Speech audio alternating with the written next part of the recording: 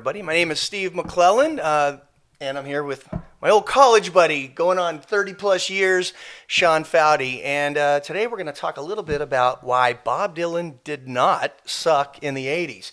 Give us a little bit more on that, Sean. Well, I think a lot of critics say that Bob Dylan was lost during the 1980s, couldn't find himself. But we're here to counter that. I think some of his best music was made in the 1980s. Yeah, no, I agree with that. And it's something that kind of had to grow on me. Yeah. I think Bob Dylan had to grow on a lot of people, sure, especially our generation. You know, I was in the military, mid-'80s, stationed in Florida. I was a firefighter, had a lot of time to kill because there's not a lot of fires on a Air Force base. Anyways, MTV had just put out We Are the World, and that was kind of my introduction to what Bob Dylan looks and sounds like. So when I'm watching Huey Lewis and Springsteen and Michael Jackson, everybody kind of belting out these soulful vocals, and then cuts to Bob Dylan with nappy hair and sweating, and there's a choice we're making. And I just took that, laughed at it, and turned it into a comedy routine at the firehouse. You Philistine, you. Yeah. Well, yeah, we can say that now, but back then it got me a lot of laughs. But, 4 weeks of that, my supervisor finally said, dude, he happened to be a big Bob Dylan fan, and he took offense to my kind of Bob Dylan impression.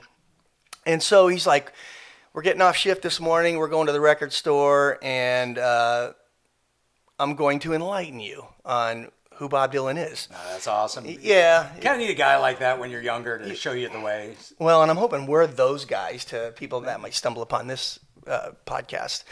But anyways, he takes me to a record store. We're thumbing through, CDs had just come out. So we're talking like 1985, and I'm wanting to enhance my collection of CDs. I collected cassettes up until then. I had like a big rack of 500 cassettes. And now I'm kind of going into the CD. I might own 2 CDs at this point. And I'm thinking, man, do I really want to spend money on a recording that took place in the 60s for my digital sonic sounding stereo equipment? I remember that. I felt pressured. The first CD I bought wasn't one I wanted, but I read that it sounded immaculate. Yeah, it was Brothers in Arms by Dire Straits. That was one of my But first the one ones. problem is that had been totally overplayed. Oh, yeah. So I bought it like in 86. But same thing. I felt the pressure. Oh, you got to buy something new and digital. Yeah, that album got a lot of love about the digital era recordings. And so it's so funny because I have so many different opinions about everything I'm about to share with you. But the thing is, he says here, this is the one you need to start with. And it was Highway 61 Revisited.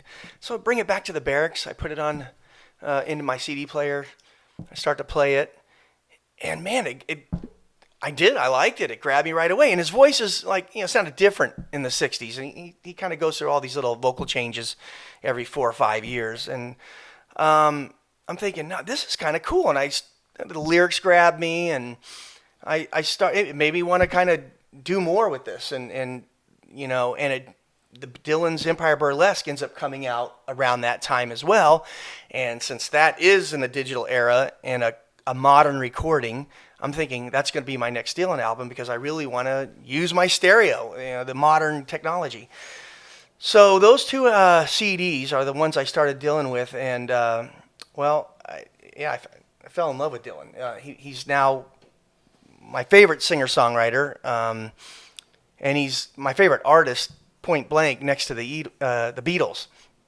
Sean, what about you? You have thoughts about your experience? Mine was slightly more positive, but it's accidental. Bob Dylan was somebody I knew the face, I knew the name. He was supposed to be something very special. So I'd see him his albums in record stores, but at the time, rock radio didn't have that classic rock format yet. So it was album rock.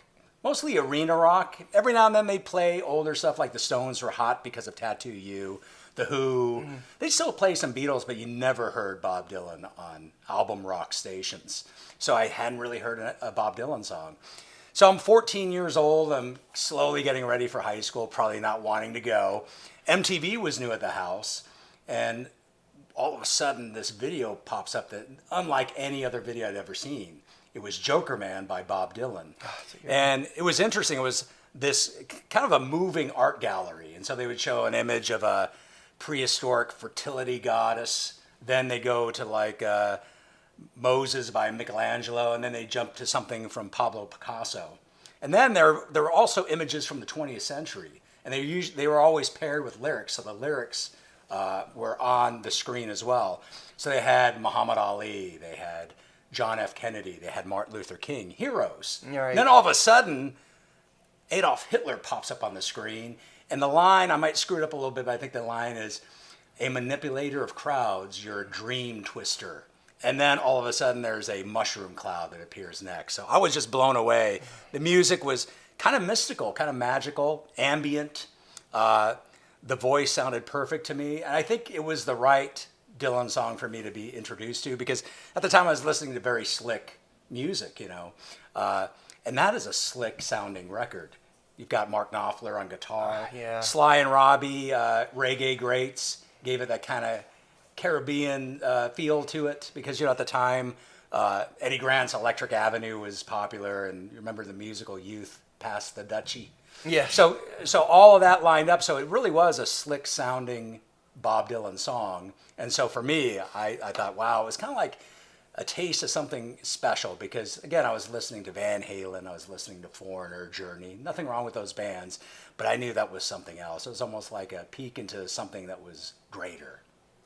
No, I think that's wow. Yeah, your start was definitely a little more, And a little better than mine. I would buy the album a couple years later because it was in the bargain basement bin, you know, for $4. Yeah. And so I remember buying the album and liking the entire thing. No, I really love that album, Infidels, right? Yeah. That's what you're talking about. And we will. That's about what 2 or 3 episodes from now. And then, like you, I would go back and buy the classics. But Yes. yeah, it was Yeah, Infidels I was went my back and first yes. true Bob Dylan album. Yeah, it was amazing. Each new CD, I would buy like one a month. And Right, yeah. I just started building my Dylan collection, and wow, I mean, there was just so much. There's so many good records he put out, and I mean, how prolific he was. And it's pretty amazing though that it was the lyric that kind of pulled you into Dylan, and you're a high school kid. Well, you know what? Because of the video. The video had the lyrics on the screen. So and it's kind of forced you funny. to pay attention. Some of the images brought home the lyric, like the Adolf Hitler example. But other images kind of made the lyrics even more mysterious. And, you know, I got to admit, I don't know if I still know what Joker Man is all about, but it's intriguing. Yeah. And the other thing that's funny I should mention about this video, you know, I'm 14 years old, so I didn't know the great works of Western art. But, you know, a few years later, I would take an art history class, and every now and then there would be an image, and I'd think, oh man, I saw that on the Bob Dylan video. So that was like not only my introduction to Bob Dylan, but to art. So it was just an amazing video. No, that's pretty good. Well, with that said, we're going to get into why Bob Dylan did not suck in the 80s. Starting with an album that is controversial, Saved.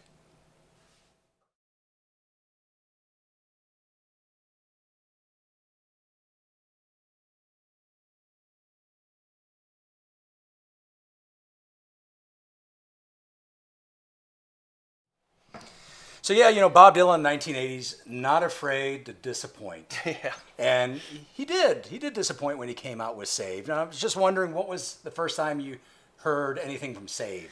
You know, as I was getting into Bob Dylan in the mid-'80s, as I mentioned earlier, Biograph was another one of those CDs that I ended up That's a great investing in. box set. Yeah, that might have been my third Yeah. piece of the collection. I bought Biograph because I was assuming it was like a greatest hits package of his whole career. And, well, you know, if I'm just getting into this guy, this is a great sampler, right? It turned out to be much more than that, and we'll Yeah. get into that later. But on the Biograph, he's got some outtakes and some studio versions of songs from that Christian trilogy that he came out with. And That's what I liked about it. They had the big tracks, but then they had deep tracks. yes, yep. And so, yeah, there was a cut on Biograph. It was a Solid Rock. Oh, yeah. That was a rockin' tune. And I think when I first heard it as it came up on the songs, the set list there, I didn't even catch that it was a Christian song. It just had a great rocking drum, you know, part, and the guitars, and the band just sounded great. And it was a rockin' tune. And from there is when I kind of discovered that oh, this is from this era and this album, and it was the middle album in this trilogy of born again themes that Dylan would express during that period of his career. What about you? What was your introduction to Saved? You know, it was accidental. Well, the first thing I remember seeing the album cover in the record store, we'll get to that in a minute. But as far as the first time hearing a Bob Dylan song from Saved, I didn't know it was from Saved, but in 1986, me and my buddy, just a month after high school graduation, we go to see Bob Dylan. It was a cool tour because it was Tom Petty with Bob Dylan. I don't know if you remember that one. Oh, yeah, I know. It's True Confessions. That went on for years. So it was 1986. Tom Petty opened the show. I was a big Tom Petty fan. As a kid, I bought Southern Accents, and I just thought it was such a profound record. So I knew that, and I knew the hits. He was great. Might have been better than Dylan, Tom Petty. But the great thing was when Bob Dylan came on stage, the Heartbreakers were his band. Yeah, that's and so great to see. he did some crowd pleasers. I remember the whole crowd chanting with him, "Everybody must get stoned." That was a big rousing number. That was towards the end. But he did a song from Saved. And he had a funny intro. You can see it on YouTube where he said, yeah, you know, a lot of you guys, you have heroes. Some of you guys, it might be Mel Gibson. He's probably the mullet era with, what was that cop movie he made? Yeah, Lethal Weapon. Yeah. So others, it might be Michael Jackson. Or some, it might be Bruce Springsteen. Then he says, those people don't mean nothing to me, but there's one person that does. And he starts playing the song with the Heartbreakers, and I turned to my friend, I could actually understand some of the lyrics. I said, this is a Jesus song, and it was In the Garden. And it's a clip that you can find on YouTube. I like the version of it. Not as gospel-y, but yeah, I had no idea about Saved. I just remember being pleasantly surprised that there was a Jesus song in this Tom Petty set. Yeah, that would have taken me back. I don't even know if I would have caught that. Like I said, when I was listening to Biograph, I didn't even catch the lyrics so much at that point. I just thought it was a rockin' tune. Right. And, you know, as we get into the show today, we're going to discuss how, you know, is this album, does it sound like a gospel album? Does it sound like a rock album? Does it sound like Bob Dylan music? I think it's a little bit of all those things, as we'll soon kind of discuss.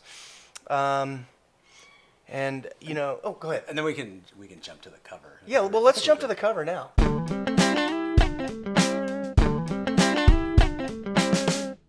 All right, so, you know, the first time I ever saw Saved, or knew about Saved, I was in the record store. At this point, I hadn't even heard a Bob Dylan song yet. Knew who he was. So I go into Music Land, you know, those kind of... Those record stores did their purpose, but it's like, you're not going to find the latest Clash album there, but you'd find the latest 38 Special album at Music Land.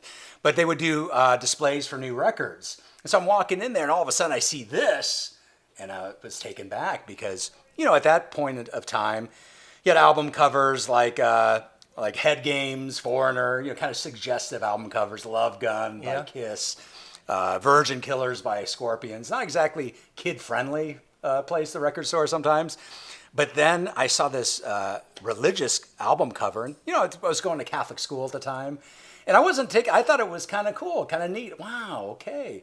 And it reminded me of kind of the Vatican II liturgical banners that we would, you know, we sang Kumbaya and we made banners, a lot of banners. There were hands, a lot of hands on these banners, butterflies and hands. But I really like the album cover. I know a lot of people don't. Some people rank it at the bottom for Bob Dylan album covers. But I still like it to this day. I know it's heavy-handed, but I like the colors, you know. It's kind of like an Arizona sunset, you know. It's got definitely kind of a 70s vibe to it. And the story was that the guy who did it is Tony Wright. And so Bob Dylan had a dream. And in the dream, it was a bunch of hands, one of his, and, you know, us, the audience. And Jesus is reaching down to save people. So he has this image in his mind, this vision, and he tells it to Tony. And so Tony comes up with the album art. And Bob is impressed. He's like, oh, man, that's just like what I dreamed. He said, there's only one problem. And Tony says, what's that? He said, it needs more blood. We need more blood. So Tony made just that little addition, and the album cover is pretty much what he originally drew based on a phone conversation with Bob Dylan. So I, you know, in prep for this show, I thought, okay, who's this Tony Wright guy? And I was pleased to figure out that I had a few Tony Wright albums in my collection. And he's got range for sure. So we've got The Low Spark of High Heel Boys. This is an interesting one, kind of optical illusion, psychedelic cover. And they even chopped off the corners to make it look like a 3D cube. And this came out in the early 70s. Great album track. Do you remember hearing that song, Low Spark of High Heel Boys, late night on the FM station? Good song. And then I think this one has more in common with Saved. It's a 1974 album by Bob Marley, Natty Dread, great record. No Woman, No Cries on this one. But he uses similar colors, and if you ask me, Bob Marley looks like an Old Testament prophet figure. Yeah, I can see that. Now, this dude has range because about the same year, he did the album artwork for the B-52s. And, my older brother, Bobby, had an interesting collection, a lot of classic rock, but he was pretty open-minded. He had a lot of new wave albums. But, man, I saw this one. I'm used to, Van Halen's Women and Children First, guys with long, blow-dried hair. I see these people, and I'm thinking, this is kind of weird. Yeah. And I knew right away, okay, this is like underground, new wave. And I was intrigued, but I hadn't heard a song. But I remember seeing that cover in my brother's collection. Well, that was my high school era, and I remember seeing this album on display in the record store, Tower Records or whatever. And you know what? I wasn't into that kind of music.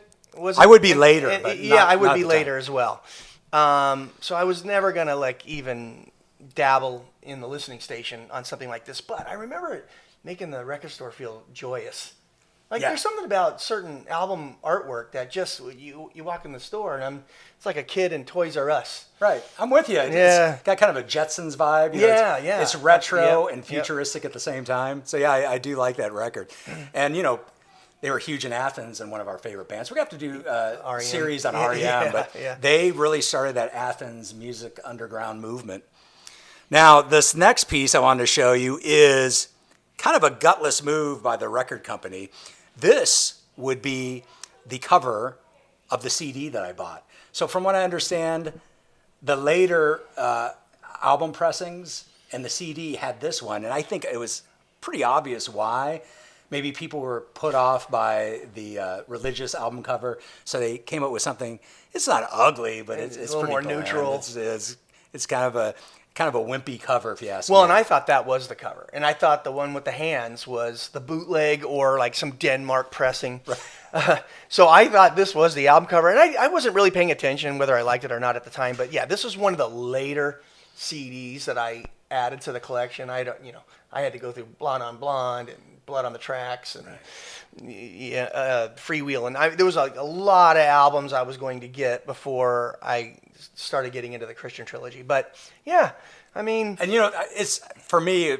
I have to think it was a record company decision, I think so, a marketing ploy, because looking at that cover, you would not think it's a religious album. No, and Dylan specifically told Mr. Wright, "This is what I want the album cover to look like." Right. So it wasn't this; it was the hands.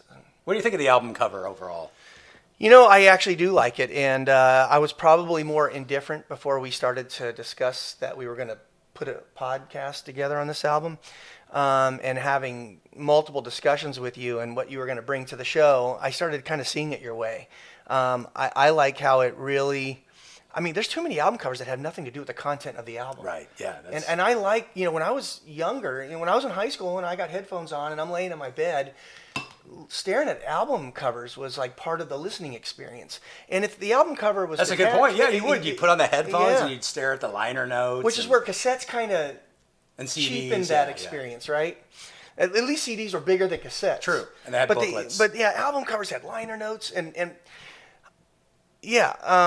staring at the album cover was part of the experience of getting into the music of the album. And so there's nothing wrong with this cover, and I do like the cover. And then you put it against all these other album covers that he put together for artists. I like the artist aspect of it. It's not just a picture of a goat. Right. Right. It means something. Yeah. And the artist, in this being Bob Dylan, is saying, hey, this is what I want to represent my music that I'm putting on this record. So yeah, I like the album cover. You? I love the album cover. And for me, we talked earlier about how this is a very joyful album. And I see optimism in that. The hands reaching up, very expressive. But yeah, I see hope and optimism in this cover. Yeah, absolutely.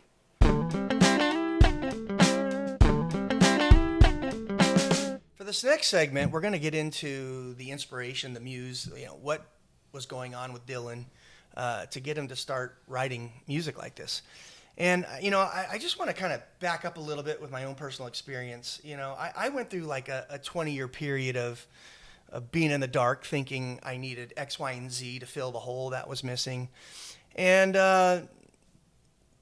through chance, coincidence, whatever, divine intervention, I reached a point in my life where doing it my way wasn't working. It wasn't fixing the things that I didn't even know what I was missing.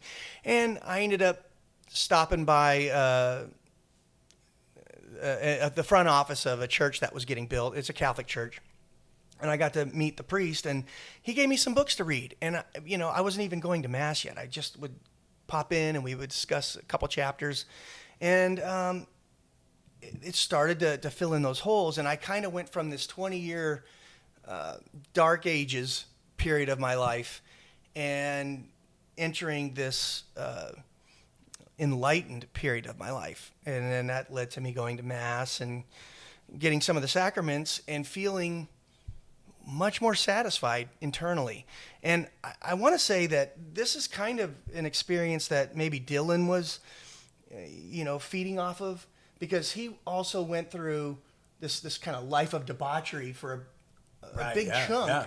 And he had some personal struggles going on. And Sean, you're the expert in this. Why don't you take it from here? And it's an interesting story. It's started, I think, during the Street Legal tour. And he was playing a show, I believe, in Montreal, 1978. And, he's feeling tired, burned out from the road, kind of, Bob Seger turned the page. Yeah. And there's a silver cross that a fan threw on stage. And Bob spotted it, and he kept it. And he took it with him to Tucson, Arizona. Hey. We're Arizona boys. Had a show there in Tucson. But in a Tucson hotel room, he had a vision. And he said it was like Jesus was actually in the room with him. In fact, Bob Dylan tells it that he actually felt the healing touch of Jesus on his shoulders. And it left him shaken. And following that incident, he went to, I think through a girlfriend he had, Mary Alice. Now, before that, yeah. What was he doing before that epiphany? Like, he was touring that circus, right? What was that show? Well, first he had that divorce, Oh, that's right. Okay. Which is told on Blood on the Tracks. Okay. And that was tough. That's if you remember, I remember the album New Morning, listening to that, and he was really into the family life and had this really tough divorce. Then he does the Rolling Thunder Review. That's it, the Rolling Thunder Review. And I love the concept of it. It was kind of anti-arena rock. Let's make it old school again, organic. Like a traveling circus. Yeah. And had a bunch of singer-songwriters, poets, join. I think even Sam Shepard, the playwright, was part of that. Patti Smith, all kinds of different characters. And you were talking about debauchery. There was some drinking and drugging going on. But I also have read that there's a lot of late night talks about spirituality, philosophy, religion. But anyway, that was an exhausting tour for sure. Interesting enough, I don't know. There's something in the air. There's something in the water, but. There were several figures from that Rolling Thunder Review that would turn to Christianity. And probably the most famous ones, Roger McGuinn of the Byrds. Yeah. He went kind of like Bob Dylan, the evangelical route. This one was kind of interesting, being Catholics. Arlo Guthrie, he would join, I didn't even know this existed, he joined a lay order of the Franciscans shortly after the tour. And then a person probably more known for sure as a producer, T-Bone Burnett. He was a musician on Rolling Thunder, and he too moved towards Christianity. So Bob Dylan would do the same. So he has this vision in Tucson. Through a girlfriend, Mary Alice, he winds up at the Vineyard Bible Church, and he goes through this intensive, I think it was a 5-week Bible study. And he couldn't help himself. He said, I didn't really want to write religious songs. This would be for Slow Train Coming, but he said, I had to do it. He followed the muse. So I think, the painful divorce, the touring from Rolling Thunder, and also he had a big tour for, it was a controversial tour because some people said he was trying to be Elvis or Neil Diamond, the Street Legal tour. Exhausted from that. And so it kind of made sense why Bob was looking for something else, looking for a higher purpose, a higher power. And something drastic. Yeah. Like he needed to just kind of be ripped out of where he was and placed somewhere else, which is, I can tell you that was my experience during whatever time of my life that things kind of transitioned for me.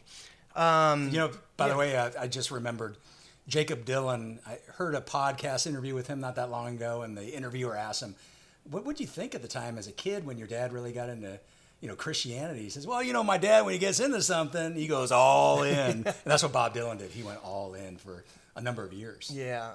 And, and that brought up so now he's switching his lyrical content. And he, if people were honest with themselves, they would see that he was constantly, every 2 or 3 albums, using a different muse to kind of project whatever message he was wanting to portray in that given time. He went from civil rights music That's true. to just flat out rock and roll lyrics with a little more of a poetic emphasis on. So when we get into Slow Train Coming, the album before Saved, I started noticing, especially as we were preparing for today's podcast, he was going through the beginnings of what would become this kind of full conversion by the time Saved came around. And so when you listen to Slow Train Coming, yes, the musicianship is different. You got Mark Knopfler on guitar. The album it's more rooted into the sound he was doing throughout the 70s up to that point. It had a gospel vibe, but it also, I could hear, like, if you change the lyrics to rock and roll lyrics, I think it would fit. Especially with the Mark Knopfler guitar playing. It sounded like a Dire Straits record with Dylan's voice replacing Mark Knopfler's voice. Which is a good thing. Yeah, it really was. Got to serve somebody. I really do like Slow Train Coming a lot. I think it fits into his collection seamlessly. It's just the content's a little different. And if any album was preachy, I would give that album credit for being a little preachy, because in that album, as he's discovering this next chapter in his life, he's telling people, you got to serve somebody. You must repent. The message is clear. He's talking to himself, but he's outwardly projecting that to the rest of us that are listening. And so by the time he gets to Saved, he's now settled in on this new life. So maybe something was working for him, during the next tour when he's touring Slow Train Coming. And now he's writing music. And we're talking like he was writing Saved while he was touring Slow Train Coming. So he's constantly getting inspired here. It's not like this was some fading interest or some trendy thing he was trying to start. I think he really felt the spirit, and he was moved enough to now dedicate Saved to, I'm here now. I am now saved. And all the messages in Saved, which we'll break down in more depth here in just a sec, are about he's there instead of pursuing it. I agree. Yeah, I think this is a really joyful record. Yeah. He's a person that's in love with his new faith. So if you're up for it, let's go ahead and go through the tracks. Let's do it. All right, so let's get into the music. Well, one thing that I found somewhat interesting is sometimes when people have such a huge conversion like Bob Dylan, they want to leave that old world behind, even almost cut it off. But he didn't do that. It's not like he went to the Vineyard Church and said, hey, let's get the worship band to play at the next album. Pastor Dan can be on the keyboards. He didn't do that. He went with studio aces. And when you take a look at the roster, gosh, these people played with Neil Young, Eric Clapton, George Harrison, John Lennon, Steely Dan. Very impressive. So the musicianship here is great. And, the whole concept of this podcast is Bob Dylan in the 80s, but this does not sound like an 80s record. No. We don't have 80s Bob yet. No, I agree. It sounds like a late 70s record. And most albums from 1980 did. Yeah. So at the helm was Jerry Wexler.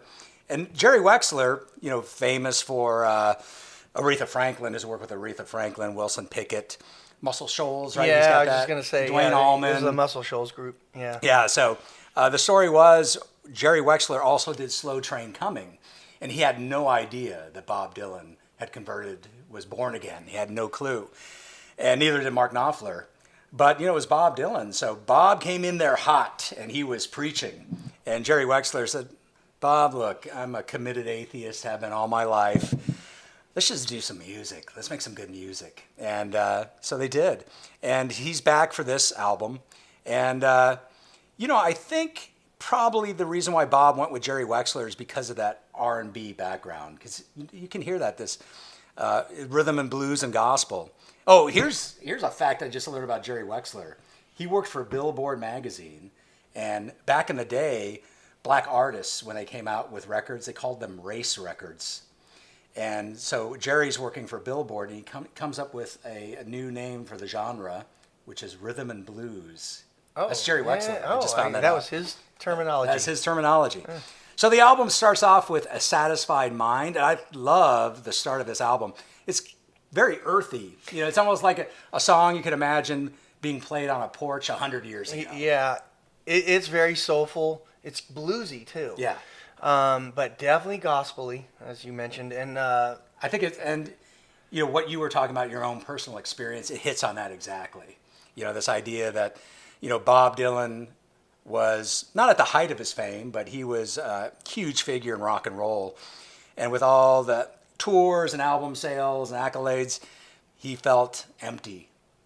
Bono from U2 calls it the God-shaped hole. And so he talks about how, fame, fortune, chasing after all the things that you want will leave you empty.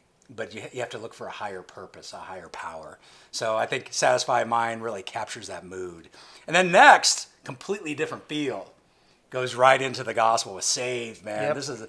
This is a burner. Yeah. And I love it. I do it's too. one of those things where I can understand why some people are turned off. I've heard people call it corny, but I really like it. Cindy and I, we were listening to this a couple of weeks ago in preparation for this, and we couldn't help but dance. Can't help but move. We had our Pentecostal version of being slain by the Spirit. But I really like Saved, and again, great instrumentation. The band really cooks here, and it's straight up gospel. It has that church feeling. Next after that is a song I love. It's called Covenant Woman. And I don't know if you remember, but there's this beautiful organ solo in it. It's really just a nice song. And, you're not used to rock stars singing about the inner beauty of a woman. So you think of somebody respected like Bob Seger, he comes out with, in this same year, he comes out with Against the Wind, and he's got that song, I do respect her butt. Yeah. Yeah. And now maybe the Covenant Woman also has that going for her, but it's really about, Bob Dylan is in love with this woman's faith, with her conviction, with her loyalty, with her character. I think of my wife, Cindy. I'm lucky. One of the best people I've ever met in my life is my wife. But I don't call her Covenant Woman at home. That'd be weird. But I really like that track. What do you think about it? Well, no, yeah, that's one of my favorite tracks on this album. It's the most melodic. Yeah. And really, I'm grabbed by melody before the lyrics at this period of my life. Every Grain of Sand on the upcoming album we're going to talk about, Shot of Love, is that song for me there. It's just a real pretty progression of chords. And Covenant Woman does that for me on this album. It's pretty, it's a good song. Maybe it's my second favorite song on this album, which we'll get into the rankings later. But go ahead. When you were talking about that, it reminded me of something. Lyrically speaking, Bob Dylan, especially on something like Blonde on Blonde or later, with even Every Grain of Sand or Infidels, a lot of mystery with the lyrics. Not here. No, not here. He is straight up, and it's kind of like Debbie Boone's "You Light Up My Life." Yeah. He could be singing about God, he could be singing about his significant other, but there's no mystery what the song's about. So it seems like Bob made that choice. And I think that's what some of the purpose. contemporary digs were. Yeah. Even if you're not into the Christian theme from Slow Train Coming, it's still Bob Dylan poetry riddled all through it. This album, it's still poetic. Right. But it's definitely But no straight, mystery. Yeah, No mystery. The message is straight up, Yeah. And I think that's by design. Sure. He didn't want his message being interpreted any other way. You know, this is the message he was preaching in that time and space. And hey, not everybody is ready for that message, you know? Right. Yeah, absolutely. And certainly they weren't back in 1980. Yeah. Next up is another favorite of mine, What Can I Do For You?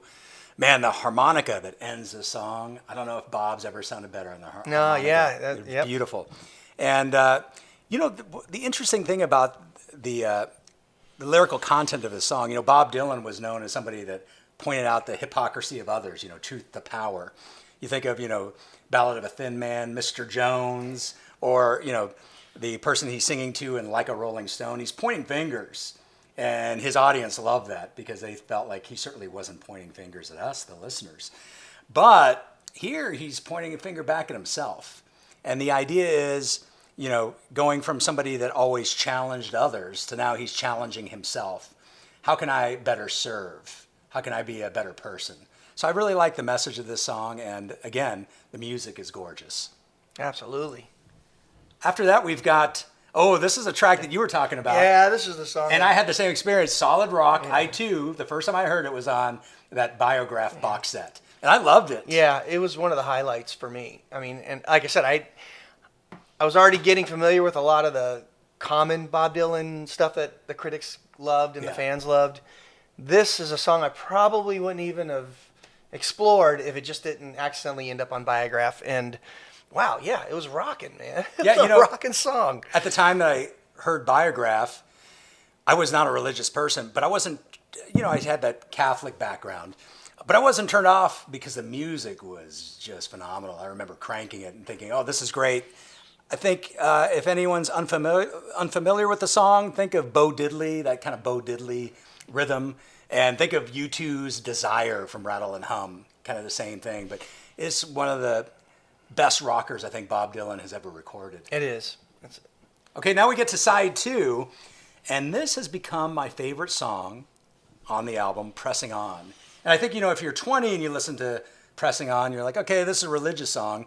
But when you're older, you think, yeah, this is about life. You know, regardless of your circumstance or your beliefs, you know, we are pressing on, you know, through adulthood, through marriage, through the highs and lows of being a parent. It's about perseverance. Yeah, which is absolutely. Yeah. And also the idea of, you know, trying to be the person that you're called to be. That's the big message there.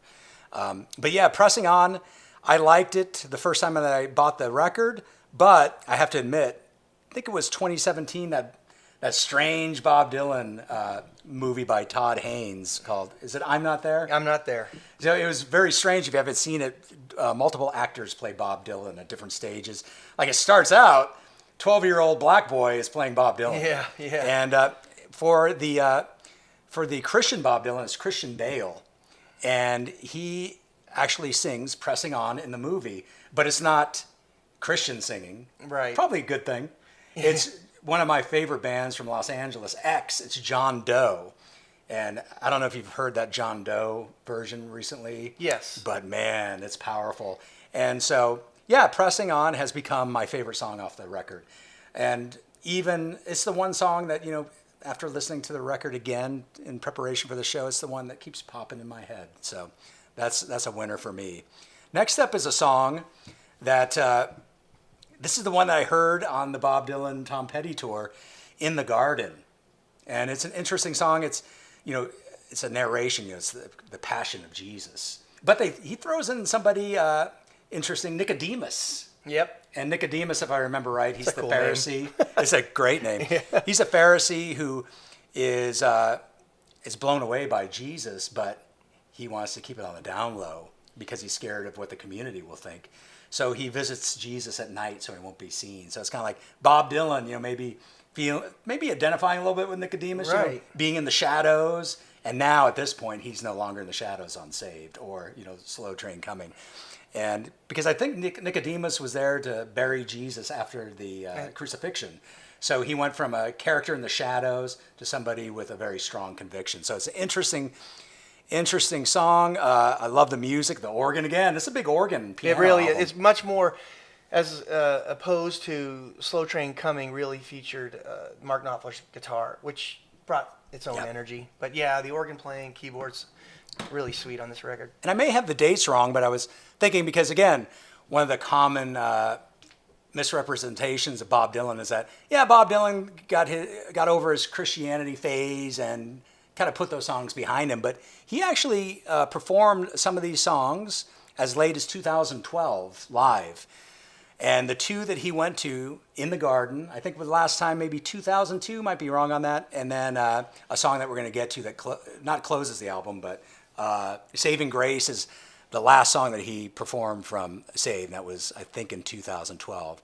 So we get to Saving Grace, and this is a song that I know that some people find to be the best song on the album. And it did jump out at me the last time I listened to it last week. And I thought, yeah, that really is a good song. And again, we see Bob Dylan is very personal. And he, again, is basically saying, you know what? I don't know if I deserve everything that I've achieved in life. And maybe all these different things have been a gift. And so, again, we see him much like he did on What Can I Do For You? He's very humble. He admits to needing forgiveness. And again, this idea that he hasn't necessarily deserved all the blessings he's received. So I like the reflection of that song, and it is a beautiful number. And then we close the album with Are You Ready? Probably my least favorite song. Yeah. But you know what? It's got a good R&B feel to it. And, it's funny. Bob Dylan, he was into evangelical Christianity, and he was into Bible prophecy. And you saw that, when you listen to the box set. When you hear the live recordings, he'll go on about world events, and he'll link them to Bible prophecy. Hal Lindsey was a big name. The late, great Planet Earth. He was into that. He thought Armageddon was just around the corner. But for me, when I listen to Are You Ready, I'm not thinking about the end of the world. I'm not thinking of the rapture. I'm not thinking about any of that stuff. I'm really thinking about this idea of, you have this call. Are you listening to the calling of the person you're supposed to be? And when are you going to start that? Why not start it today? That's the message I get from that song. Be the person that you're meant to be today. Yeah. Because there might not be a tomorrow. So it's lyrically, I understand why it's the closer. It's probably the most preachy song on the album, but it might be my least favorite track off of Saved. But it's a good song too. Yeah. Good song. But yeah, coming from Saved, it's a deeply personal album for me. So I don't know if I can be very objective about it. I think I rate it higher. I know I rate it higher than a lot of people. But, my headspace at the time, I bought the album in the early 90s. We were friends probably about that time. And, I was this young dad, married father, early 20s. And though I did like grunge, I found a lot of the music of the early 90s to be dark. I was searching for something else. It was. Yeah, the teen angst. Yeah. And I also got on a spiritual kick. I was raised Catholic and kind of fell away from that. So but I got into spirituality in my own way. I was kind of a lone ranger. The nuns that taught me at school wouldn't be happy, but I remember being very moved with parts of The Last Temptation of Christ, which again was a movie you weren't supposed to go see. It was considered heresy. Blasphemous. Yeah, and another movie that was also considered that was Jesus of Montreal. So I was watching those type of films, and then I really gravitated towards the spiritual content of records. So U2 was huge at this time. Van Morrison was huge. I was listening to Bruce Cockburn, The Alarm, Midnight Oil, all these different bands that I found out they were Christian artists. They weren't beating you over the head with it, but I was drawn to that music. And of course, Bob Dylan. So when I was listening to this Bob Dylan album, I didn't care that I wasn't evangelical that believed in Bible prophecy. I found more universal themes in it. So because of the headspace that I was at, and listening to this album again, we've obviously had a lot to say about it. I'd rank it pretty high. I would say probably an 8.5 out of 10. Solid B. No, I think that's fair. My take, it's not my favorite Bob Dylan record, but I'm finding myself liking it better now than I did when I just needed to fill in that hole in my CD collection. Right. Yeah, because it tends to be a completist purchase. Yeah, it was if you want the complete collection. Yeah. Saved might be one of the last things you buy. Yeah. But after diving into it and prepping for the podcast, man, I actually don't think it's cringy. I don't think it's corny. There's a lot of like 80s Christian music that came out then that really was kind of cheesy. Like Striper? Yeah, that kind of stuff, you know?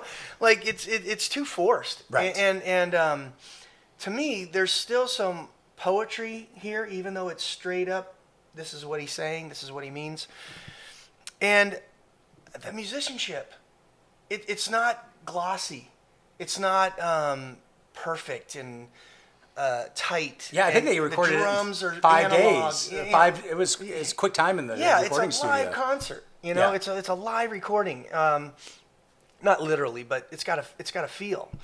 I know, and the thing is, you get online and if you research this, it's flat. It's far from that. It's rich in content, and I have to like the music too to like the record. The lyrics can be great, but if I don't like the melodies and I don't like the production of the band, then it is flat for me. And you know what? I found this to be, as you said, joyous. It's some great messaging. But the music, it's a great album. You know, we had talked earlier, and I kind of gave it somewhere in the high 7s. But I'm starting to come around. I'll give it an 8 out of 10. Nice. Yeah. That's a B. That's a That's B a minus. B, When yeah, you're a yeah, kid and you yeah. get an 8 out of 10, it's like, okay, not bad. Hey, well, we're both teachers nowadays. I know. See, sometimes my grades are inflated. Yeah. So Yeah. No, a B was good. Some of my students complained about a B, and the little type A kids that are about to change the B's world. become the new C. Yeah. You know, one thing I should mention too is Bob Dylan has released so many of these bootleg series, and they can change the way people feel about things. Like, for example, an album that I actually have a soft spot for, the one that came out in the early 70s and people hated, was Self-Portrait. But then they come out with this box set, and suddenly people have warmed up to Self-Portrait. And they did the same thing with Saved. The tour that he did is a box set. I think it's called Trouble No More. Some people think that these songs sound much better live. I sometimes, but I'm happy with this overall record. But there was one funny moment. I thought it was when he was performing Solid Rock, and so the fans were expecting like a Rolling Stone. So a fan at one point yells out, "We want some rock!" And Bob Dylan looks at him and says, "You want some rock? You must be talking about a solid rock made before the foundation of the world." And then boom, they launch into that song. So, but Bob Dylan still had a sense of humor, still very witty, still quick on his feet. And that was one of my favorite moments from the box set. Well, that's the song from this album that I would have liked to have seen live. Yeah. In the Garden is great. Right. And that's awesome that's your experience of getting introduced to his Christian faith-based music. Right. But man, Solid Rock is meant to be live and in your face. It's a rock and roll song. Right, yeah. So, yeah, Bob Dylan still was playful with the audience. Now, I do understand, the context of everything, why people would be disappointed that Bob Dylan did this. And when he went on tour, he was not playing any of the back catalog. He was playing Saved, he was playing Slow Train Coming, and that was it. And it's funny, a lot is said about Bob Dylan, one of his heroes, all-time heroes, Woody Guthrie. But another all-time hero of his is Little Richard. And you think about Little Richard, he was kind of like Jerry Lee Lewis, where he was torn. He felt, they were raised in very strict Pentecostal households, and they believed that the music that they were playing was the devil's music and that they would go to hell. And so I think starting in the early or mid-'60s, Little Richard would surprise people. If you bought a ticket to a Little Richard show, you didn't know what you were going to get. Is he going to play Tutti Frutti, or is it going to be all gospel? Because sometimes he did all gospel. So I'm sure Bob Dylan was aware of that. And so maybe, just maybe, that made him feel more comfortable making that move, because that was the music that was moving him. I mean, you can hear it in the lyrics. Like Solid Rock, that delivery, man, that is conviction. And so, I think, hey, who knows, maybe Little Richard, one of his heroes, had a bit of an influence on Bob. Well, you said it earlier that Bob Dylan isn't afraid to disappoint. Yeah. And honestly, like his early fans that were into his acoustic guitar playing folky music with the civil rights messaging and things like that, they were appalled when he started touring with the band and going electric. And he stuck it out. dude, he looked those tomatoes flying at his face with a grin. You know, Right. he was like, "Hey," and this is no different. Right. It's the next phase. In of some him. ways, it might be even a bigger switch. Yeah, I know. Maybe more of a gamble, Yeah. more of a risk. Yeah. Because he gained a lot of different fans on the electric switch. Where this, he may have kind of lost the electric fans and the folky fans. Yeah, I think he did. Yeah, but you know what? But he, we're going to talk about some other records that come out a little bit after this that show that he wasn't dwindling. He wasn't fading. He was just as strong as a Bob Dylan guy as he ever has been throughout the whole 80s. And I think actually the music gets more interesting. Yeah. Because Saved is not my favorite 80s album. I'll leave that as a surprise. But it would be, it's hard to rank right now, but yeah, it's definitely not my favorite record from the 80s. Yeah. Well, we hope you enjoyed this podcast. And hey, I hope you listen to Saved. I hope you give it a shot. yeah. In fact, pause the podcast as we're going track by track and at least sample it. Maybe you'll find that it's a better album than you would have given it credit for otherwise. And our next album is going to be Shot of Love. Shot of Love. And it's going to be the last of the Christian trilogy. Right. So, and then we'll be moving on to his like real 80s records that sound like they were produced in the 80s. I think Shot of Love, you get a tiny taste of 80s Bob. All right. We'll see you next time. Thanks.